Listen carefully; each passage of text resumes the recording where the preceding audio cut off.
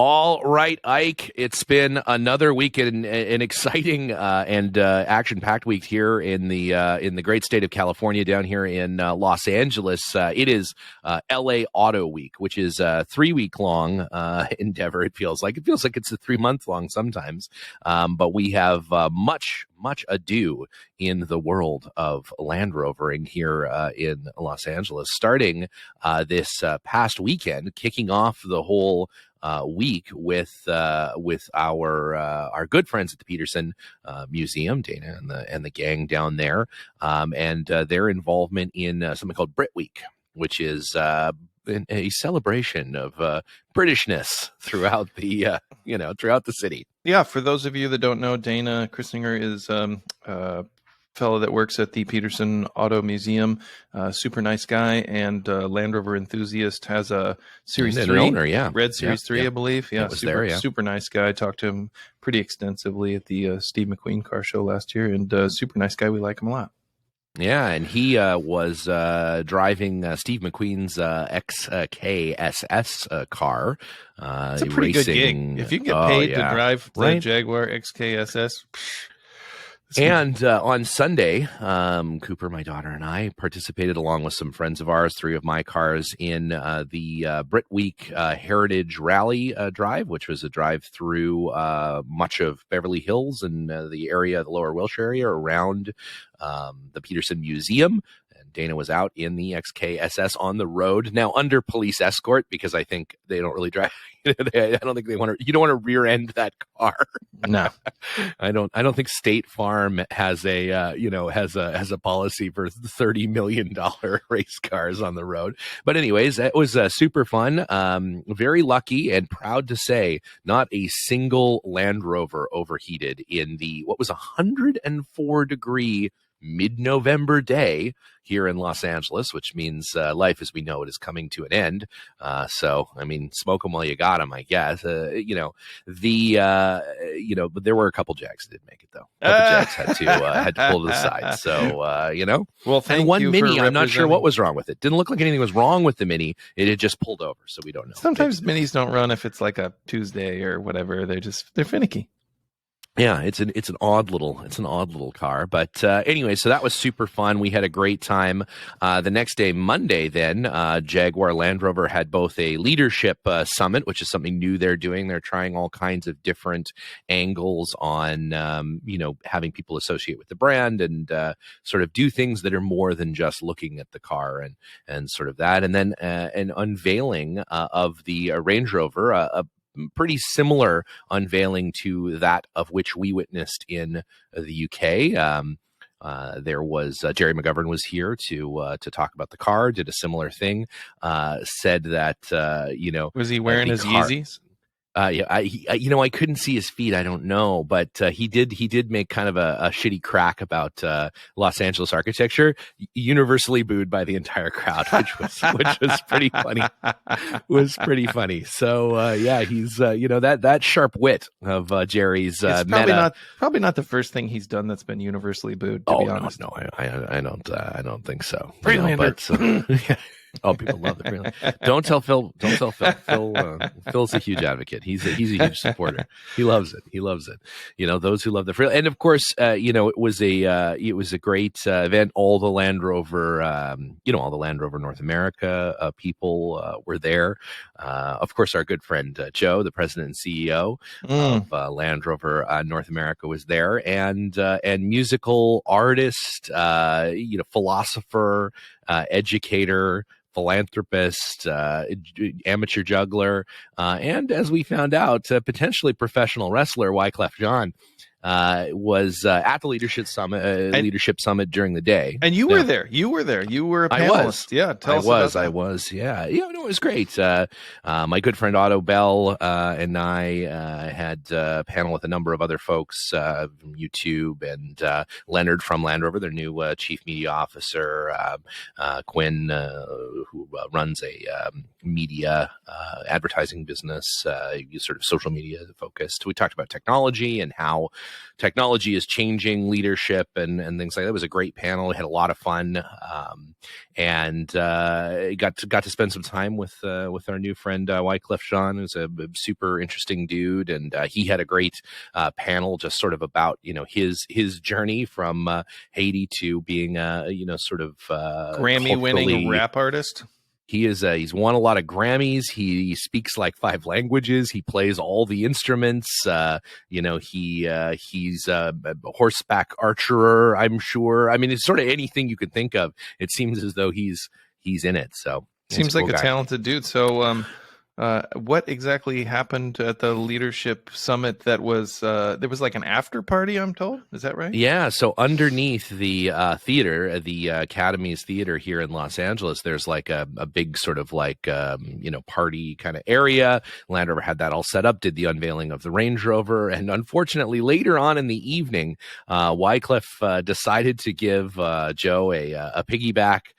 Which ended in some catastrophe. Now, I picture a piggyback as being arms around the shoulders, but this was like riding on his shoulders, right? Yeah, it was. Yeah, maybe a piggyback isn't the correct definition. Again, I think in the professional wrestling world, we would call it maybe a suplex because it's like the chicken fight position, right? Yeah, it was chicken fight position. Yeah, what you didn't see is that just off screen, if you've seen the TMZ video, Jerry McGovern and I are actually facing off with Wycliffe. It's like a Thunderdome situation. Yeah, it got pretty wild. I'll tell you though, Jerry's got a mean right kick with those Easies.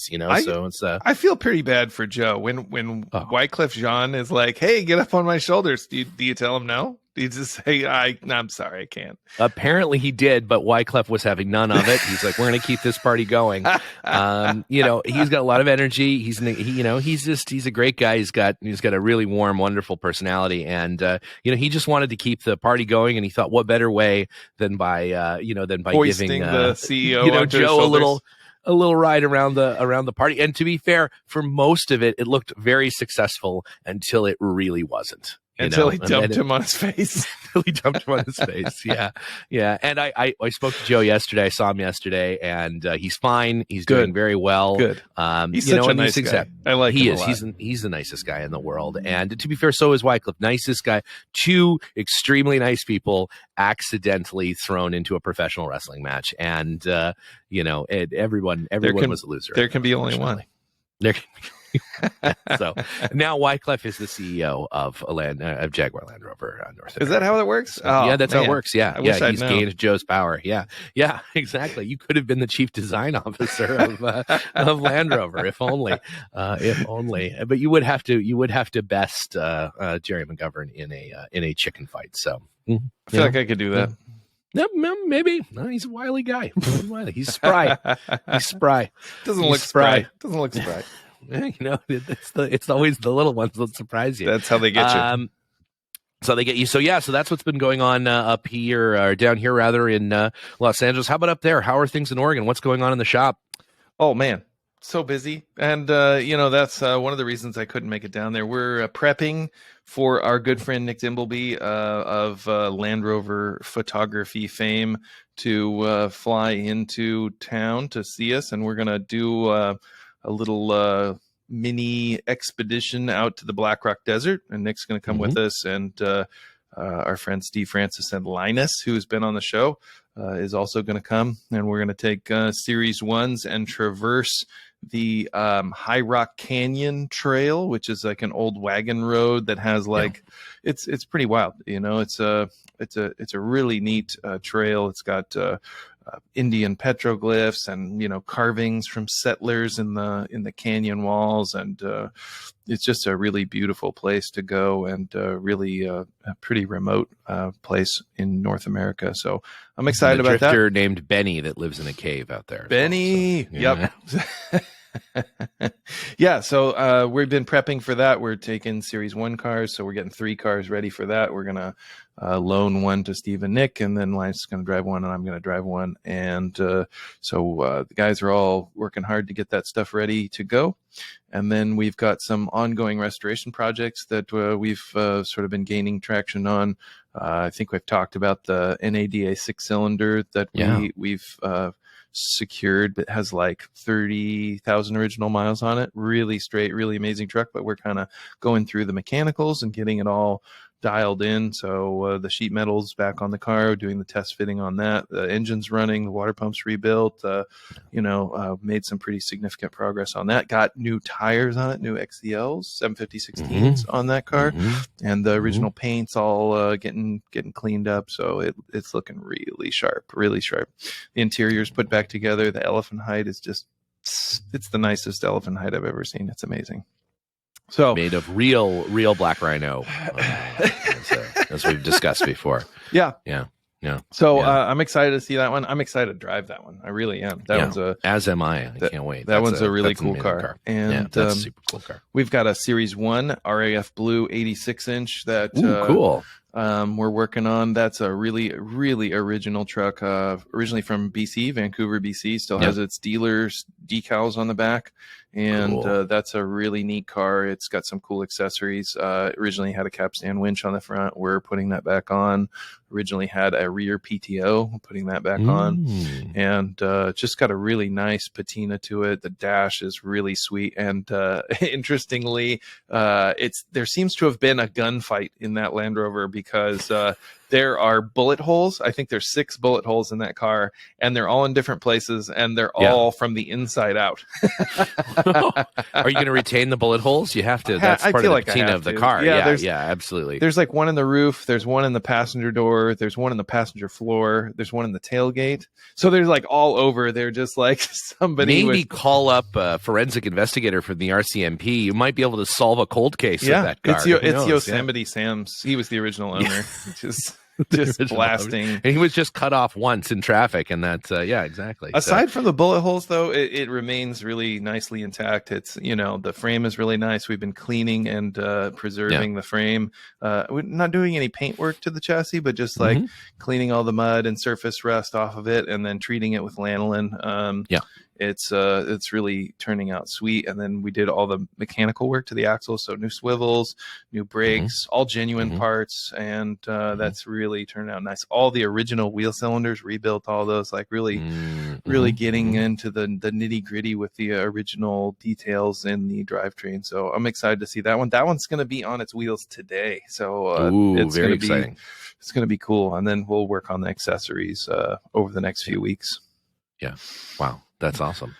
I have nothing going on in my workshop because every car is out at some LA Auto Week. But you've loaned them out. I have. They're out all paying over the for place. Themselves. Yeah, that's right. They're working hard to provide a better future for all. A lot of them at Galpin has opened a Land Rover dealership here in Los Angeles. Anybody in Los Angeles has heard the Bo Bachman for Galpin Ford ads their entire lifetime. So Bo is nice enough to take basically every Land Rover we have except for one, and that's out at a different fancy car collectors event. And so it's been a busy week. Auto Week is the best and worst week down here. We're always busy, so it was good though. Good stuff. Sounds like you had a lot going on this week. I'm excited to see pictures more than the content that's on TMZ. So that's right. Not just the non-TMZ content. Yeah, exactly. Well, there was always that. And again, we wish Joe a complete and speedy recovery. And Wyclef, maybe, I don't know. I think maybe an MMA, debut is in his future. Add another facet to a multifaceted person. I would watch that. I'm not so lying. Speaking of fancy car collections, in our great barnstorming tour, our cannonball run, if you will, across Great Britain, we made a stop at the British Motor Heritage Museum. Which is, of course, most famously in the world of Land Rovering, the home of Huey. the first Land Rover. We went and got our photo taken with Huey, which you have to do. It's sort of one of those things. If you're a Land Rover person, you got to take your picture with Huey, and we did that. But then also looked at some pretty amazing cars on display at the British Heritage Museum. Some of them Land Rovers, but tons of amazing British history there. Yeah, there's a really amazing collection there at Gaydon, and they've expanded that quite a bit since the last time I was there. They have that separate building, that has a lot of Land Rover content in it now, including some of my personal favorites. But in the main facility, they have a really excellent display of early prototype and interesting vehicles. They've got a Cuthbertson, a Tickford, the Range Rover Expedition Darien car that Phil doesn't have. They have, obviously Land Rover pre-production vehicle number 1, Huey, and that was restored by the factory, I think in the 60s, maybe. They bought it back and restored it, and they used a lot of pieces that were available at that time. And so, it has some pieces from some later cars, but still, a real fundamental part of British motor history, and obviously, seminal work in Land Rover history. So it's pretty cool to see that. And Do you think the factory would ever take it back? You think Classic Works would ever take it back and set it exactly right? I don't know. I don't know the answer to that. Hard to predict the future or what they would do. But I think, for that car, it's the way it was restored at that time. It is kind of part of its history, and it doesn't necessarily do it any favors to try and, restore it or whatever. So I wouldn't if it was me, but just because that is part of its history, and that's notable in and of itself. It's part of its story. So I think not, but they had also some really interesting pieces of Rover history that were related to Rovers and not just Land Rovers that I really appreciated. They had a Rover Bicycle. I love those. Yeah. Those are really cool. For those of you that don't know, Rover was heavily involved in bicycle manufacturing, and their first really successful product was the Rover Safety Bicycle, which was kind of the first mass-produced bike with more even-size wheels, chain drive, sort of the traditional layout that we know today as a bicycle that everyone rides. That was first sold by the Starkley company, and it was the Rover Bicycle, and then became Rover, the Rover company. And really interesting bicycles, really cool part of British motoring history. And they had a Rover motorcycle there that was really cool. Yeah, it was super cool, yeah. And so, when you go to Land Rover or JLR now and their collection, which is impressive, they don't have much in the way of Rover stuff. So hardly any. I mean, they had a couple of Rover cars, but very late model Rover cars in the grand scheme of things. Nothing like the early stuff that the museum has. Yeah, cool. Gaydon had some really awesome Rover stuff. Road Rover, I'm a big fan of. I love the Road Rover. I'm not a huge fan of the Road Rover. I like some of the details, but the overall impression is kind of like a little cartoony. Car. It's a little cartoony. Car. It was the idea was like a shooting brake or a station wagon sort of idea, and something that's more comfortable, a little lower, but still a combination between a Land Rover and a Rover car, and the result is something that's like a Swiss Army knife. It's not really that good at anything, Yeah, that's exactly right. Yeah, the tweezers. The nice thing about it looks. The tweezers are fucking useless. Yeah. It does look like a car that you could build yourself, though, which I kind of like. That it looks sort of homemade a little bit. Like just the proportions are very strange. There's flat panels where there probably shouldn't be. The hinges are weird. Flat sheet metal. Yeah, it's just a very interesting car because the Tickford version of the Series 1 sort of accomplishes the same thing, not nearly as large, but in a way more elegant way, like in a much cooler, much more stylish way. Yeah, this sort of bizarre, and of course it's like one of those weird, 50s, 60s colors where you're sort of like, oh, I don't know what color is that? It looks like sort of an old shoe. Yeah, it's just it does kind of look like an old shoe, like a two-tone old lady's shoe. Yeah. Old lady shoe. Yeah, I love it though. It's just the dumbest it survives car. in a remarkably original condition, which for British cars means that it's completely rotten underneath. But it is a really cool to see car, and it's if you even brush against it, you hear a rain of rust fall out from underneath it. So you just look at it too long. I think it's an important car because it is kind of the predecessor to the Range Rover. So in that aspect, it's pretty neat. And speaking of Range Rovers, the coolest Range Rover that they had there was a 1/10 scale model Range Rover from my God. That thing's really cool. So cool. Anything that's a scale, anything. I can't help myself. I love tiny things. Scale Range Rover, scale model of the Series 1 Queen Mobile. Yeah. They had some super cool scale models. They had a whole room of just like tiny knick-knacky shit. And these are not these. I think great. Most of these are used in the production of the vehicle. So they're like sort of a prototype of the vehicle. They're not like, some guy thought it was cool, so he made a model of it. They were like factory models used in the development and they are process. Dimensionally accurate to the full-size car. And so I think that just makes it even better, right? That they're literally like a shrunken car. Someone has taken a huge amount of time to make sure every proportion is perfect and the little side mirrors are the right size and everything. And back before computer-aided modeling and drafting and things, that was part of the process. And it's too bad. They still do clay cars in car design more often than not. With a major redesign, maybe they do. But the scale models, things like that, at best, it's probably 3D printed now, which I just sort of think it takes away from, an individual sort of crafting a tiny little car. It's an incredible craft. It's like model makers for movies or model makers for production vehicles. It's becoming a dying art with CGI and computer modeling. Like there aren't people that glue balsa wood sticks together in a vehicle with. It just doesn't happen anymore. No, it's really at some cool. point we'll have to touch on your trip to the Leavesden Harry Potter experience to see all the bigatures that were used to film the film. We'll have to special. I had some side production work to do, and like an unwanted child, I dropped Ike off at the Harry Potter experience against his will. So. That's not true. I really wanted to go. I snuck in and got into Hagrid's coat. It was great. So another thing that I really liked at the Gaydon Museum was the Le Mans Rover race car, which I had not previously been aware of. And this is a full blown race car that they raced at Le Mans and were pretty successful. I think they came in eighth. They came in eighth with a Rover jet engine.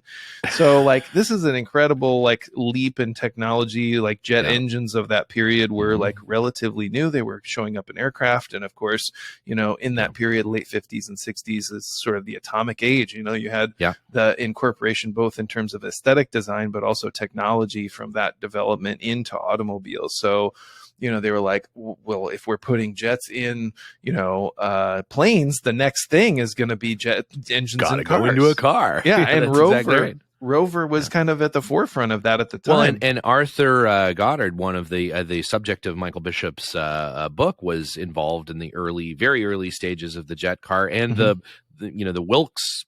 Famously, the Wilkes brothers, that the jet car was one of the things that they were very passionate about.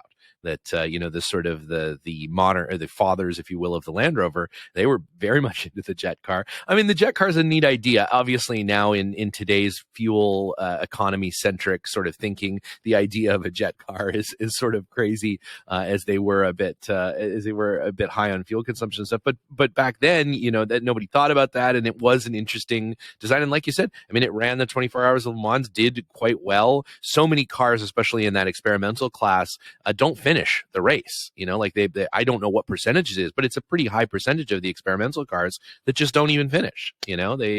It's really cool. It's a neat looking car, a lot of cool details. Cool. It's really impressive. We should post some pictures of that thing. But all the cars we talk about we'll be posting throughout this week on the old Instagram, so that tune into the Instagram frequently throughout the week. The other one I think is maybe worth mentioning is the Isagonia Special. Alec Isagonius, who famously designed the Mini. He also developed a race car in what is that? A late, it's like a 30s race car. Yeah. And it's small. I'm not sure what class or what type of racing it was developed for, but it's a very small car. It's an open wheel race car. It's entirely bare aluminum riveted construction, and it had like a very small displacement, maybe 1,000 cc supercharged engine. Yeah.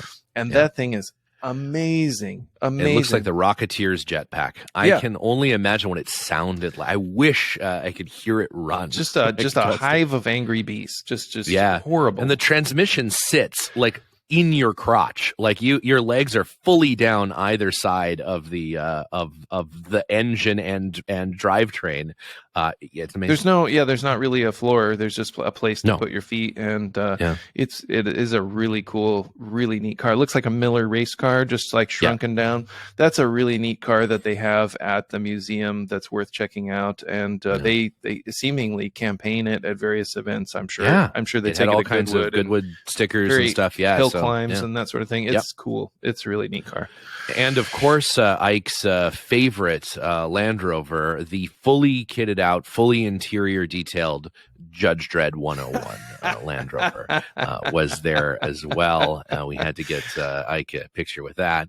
Ike refused to take his mask off to take a picture with that car, hoping that maybe you wouldn't recognize that it was him. But I think it's fairly obvious. Yeah, well, I didn't get it was to disguise the look of sheer glee. I didn't get a chance to spend any time alone with it, but I'm scheduling another trip back specifically for that. Specifically for that car. And then we had an opportunity to go across the sort of parking lot to a building that I'm sure wasn't there last time you were there. It was just built the last time I was there, where Jaguar Land Rover houses a Jaguar and Land Rover sort of surplus collection is maybe a good way to put it. It's parts of a few different collections that they've purchased over the years, plus some of the cars that they have in their sort of personal inventory, stuff that isn't kept at the Classic Works. They keep here, and downstairs is all Jaguars, fantastic, amazing Jaguars. A lot of the Bond Jaguars. That one I don't know what type it is, but it's a completely chrome Jaguar, a Jaguar with a fiber or with a transparent acrylic hood. Yeah. There's a bunch of Jaguars. There's a bunch of Jaguars. Let's talk about Buttercup. Upstairs. Buttercup. But upstairs is a collection of Ike's favorite Land Rovers, the Shaun the Sheep Land Rover, which I know Ike that thing is fan weird. Of. That thing is the Shaun the Sheep Land Rover is one of the weirdest Land Rovers you'll ever see. It was made to resemble this Land Rover from a cartoon, and it really does. It looks like a cartoon car, but underneath it's a Series 1. It has a 2-liter engine, and the top of it has some Defender elements. I mean, it's horrific. It really is. But the Arden folks that create Shaun the Sheep and all those sort of claymation things. I mean, I think obviously they're in the UK. They have exposure to Land Rovers, and they just sort of claymated a Land Rover. But then someone took the claymated Land Rover and let's make a real Land Rover. Yeah, and they ended up with this Cronenberg monster that when you push the horn, it just says "kill me." It's like a transporter accident. It's horrible. It's quite the thing. And then to your point, Buttercup, the Factory Works crane truck, which is one of Ike's maybe real favorite. I mean, second to the Judge Dredd, my second favorite. Also yellow. Horrible person. You've got a thing for yellow Land Rovers. You can't help it. It's the only one, and it just happens to be yellow. But really neat car. It's a 129-inch forward control, and it's larger in every dimension than the standard forward control. It's taller, it's wider, it has more capacity, bigger axles, bigger engine. It's a really neat car. 1116 Michelins on it. Just a huge Land Rover. I think the biggest one they ever made. It's really like an off-road, 5-ton truck sort of thing. and this one was a breakdown recovery vehicle for the Land Rover. At least that's what I've been told of its history. I think they only made 3 examples of that car. One was a kneeling truck. The rear end had a hydraulically lowered rear axle, so they could lower and you could drive a race car into the back of it. And then I think another one was general purpose sort of construction, but never a vehicle that was made into production. The last time I was there, it was sitting forlornly outside, with grass growing up through it. And I was like, you got to fix this thing. And it was good to see it inside and getting the love and attention that it really deserves, because it is a Land Rover with a tremendous presence. It's really neat. Yeah, and that upper level has some sort of Phil Bashel-esque cars, serial number 1s of a few things, some Expedition stickered cars from later Range Rover Expeditions and things like that. Amphibious Defender. The Amphibious Defender, the Defender redesign prototype that never saw the light of day. That's like a weird... The DC 100? For those that for those who don't like the DC 100, just imagine like a 1980s lunchbox rendition of the Defender. That thing is hideous. It really makes you appreciate the modern Defender. Actually, when you look at it, could have been something like that. Kind of looks like the Shaun the Sheep Land Rover, if I'm being honest. Little is Shaun the Sheep. The way that it's got the sort of like extra tall cab, which makes it look very. It's kind of like they took a wax model of a Defender and just heated it up slightly, and it just kind of like everything sort of just kind of like sagged a little bit, and like the edges kind of smoothed over, the sharp corners like melted a little bit. The hood might even clamshell forward like an E-Type, if I'm not weird choices. Very strange choice, because every E-Type owner, the first thing they tell you is the way this hood opens is the best. This is the greatest design of making it easy to work on. The E-Type hood is a really cool thing if you never have to open it. If you never have to open it, that's exactly right. Or open it on even any kind of uneven ground or anything. I loathe having to open the hood on mine. Yeah, it's the worst. Yeah, spiders and monkeys and things climb out and all that. But generally a great trip to the Heritage the Motor Heritage Museum. They have we saw their service bays where they have cars into to maintain the oil drips and things that they have. Make sure they're dripping the appropriate amount of oil on. Yeah, there's a railing, and you can look over the railing and watch them working on stuff, and you can say, "Hey, righty tighty, lefty loosey." That's 10 mil. That's 10 mil.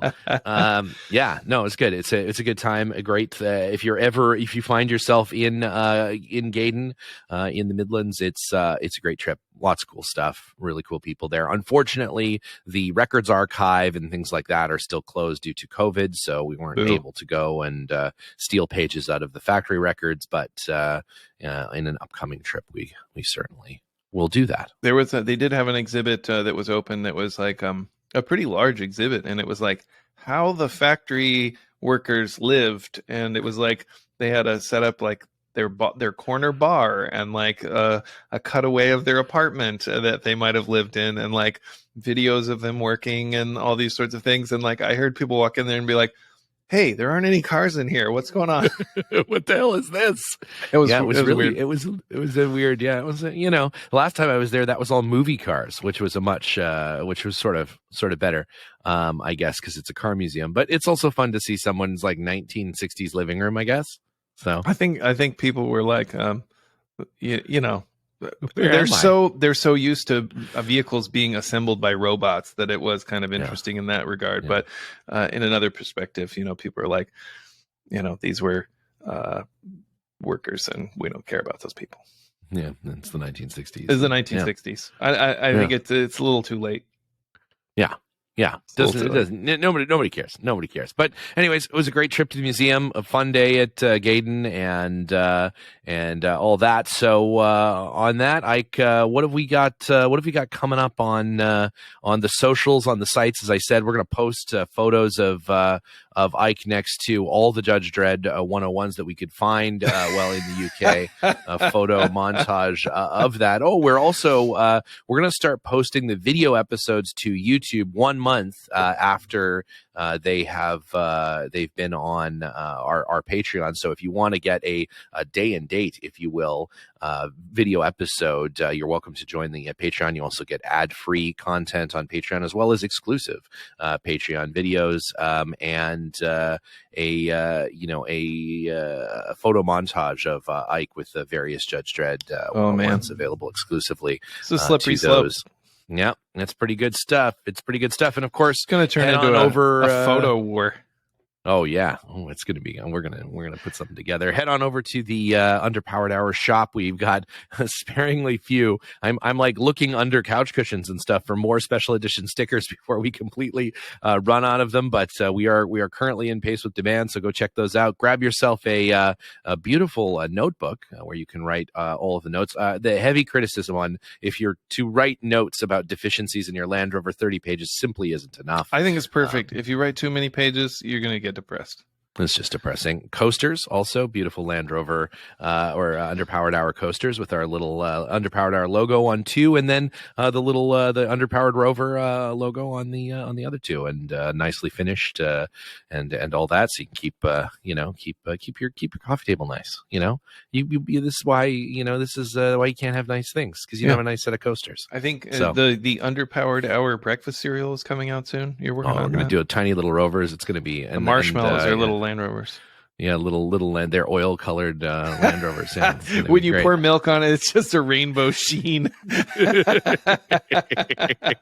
Just a beautiful oil slick. All right. Well, and with that, unfortunately, we again ran out of time this week for Ike's review of Nando's. We promise that next week we will find the time to get that in there. Ike is looking very forward to offering his opinion on Nando's. So again, stay tuned. We apologize to Nando's for not being able to fit them in this week. Ike, it has been a pleasure as always, and good luck with Nick Dimbleby. He is a national treasure, so please don't accidentally kill him in the desert, and we'll talk to you next week. All right. Looking forward to it.